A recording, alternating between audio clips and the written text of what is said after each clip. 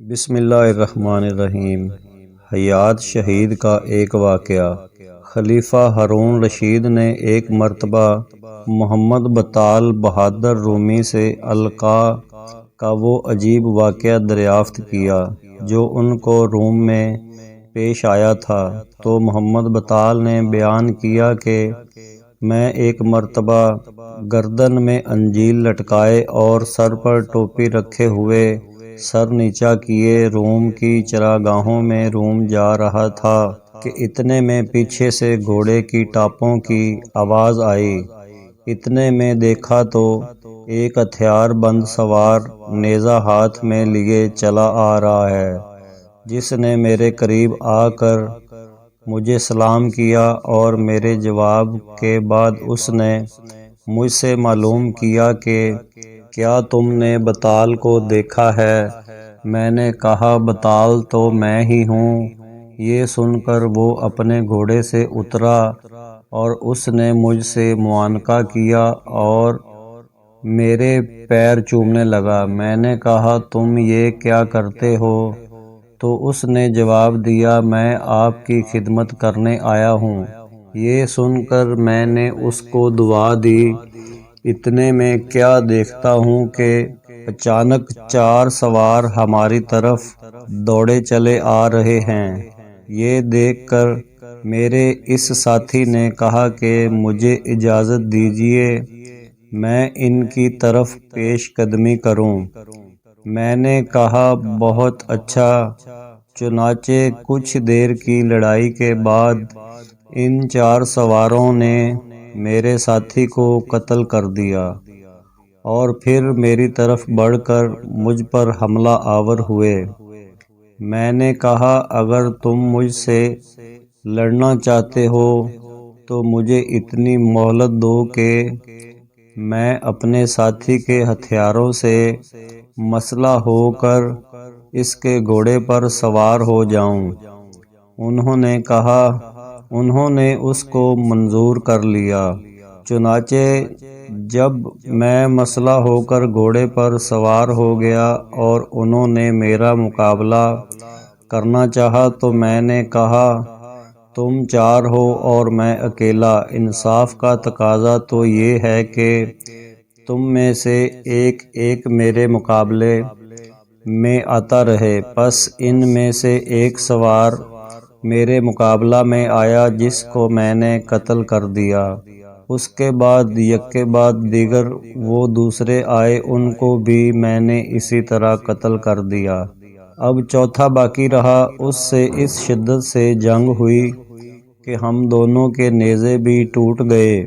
پھر ہم نے گھوڑوں سے اتر کر اپنی اپنی ڈھال اور تلوار سنبھالیں، حتیٰ کہ دونوں کی ڈھالیں ٹوٹ گئیں اور تلواروں کے قبضے تک الگ ہو گئے، جس سے وہ بھی زمین پر گر گئیں۔ پھر آپس میں کشتی ہونے لگی، یہاں تک کہ شام ہو گئی اور آفتاب غروب ہو گیا اور ہم سے کوئی ایک دوسرے پر قابو نہ پا سکا۔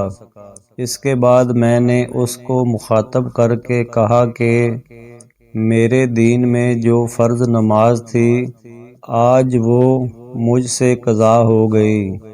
وہ بولا کہ علی حضا القیاس میری بھی یہی صورت ہے، کیونکہ وہ انصاری کا پادری تھا۔ میں نے کہا کیا یہ ممکن ہے کہ تم واپس ہو جاؤ اور ہم اپنی اپنی قوت شدہ نمازیں قضا کر کے رات میں آرام کر لیں اور پھر صبح مقابلہ ہو؟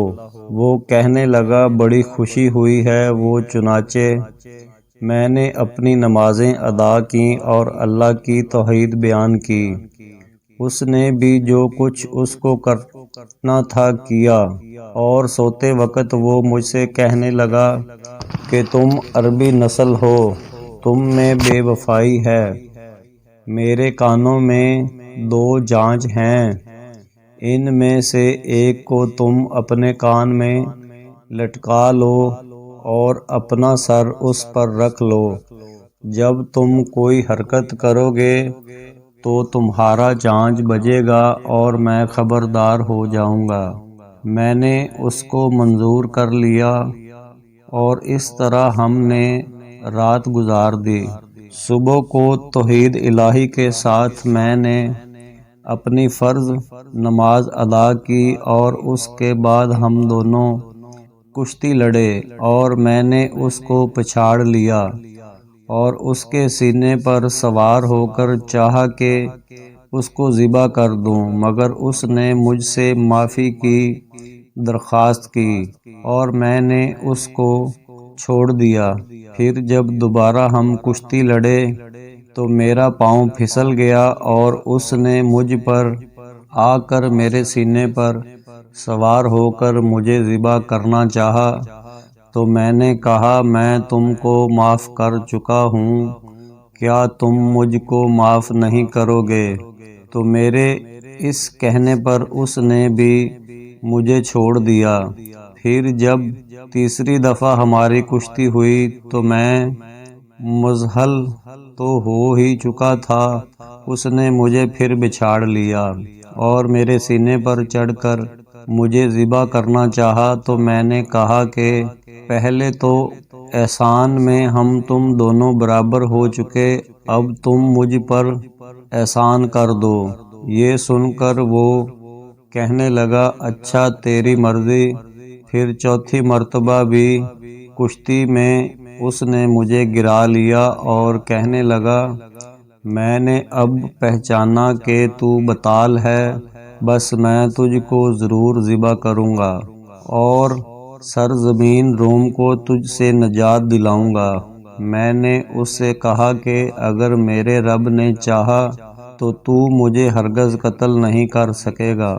یہ سن کر اس نے میرے قتل کے لیے خنجر اٹھایا اور کہنے لگا تو اپنے رب سے کہہ کہ وہ اب مجھے روک لے۔ پس اے امیر المومنین، اتنے میں نے دیکھا کہ میرا وہ مقتول ساتھی کھڑا ہوا اور اس نے تلوار اٹھا کر اس کا سر اڑا دیا۔